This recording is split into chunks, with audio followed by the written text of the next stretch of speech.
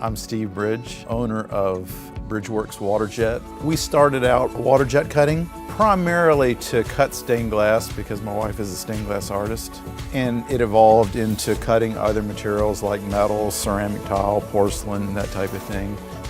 I have always been interested in solar. Solar thermal was a thought of mine years ago, and it just didn't really make sense. So we got interested in solar photovoltaic. Paradise Energy Solutions has lived up to what they showed us first when they quoted. They gave us a real nice proposal that showed us how much power could be generated, and even offered a guarantee. It said, we will produce this much power for you. If we don't, we will cover the difference. And I thought that was extraordinary to have a guarantee like that. Jason was real responsive to all my questions. He determined where the panels would fit best, how many panels we needed to provide 70 or 80% of our energy needs for this particular building. It was easy to make the decision based on the savings.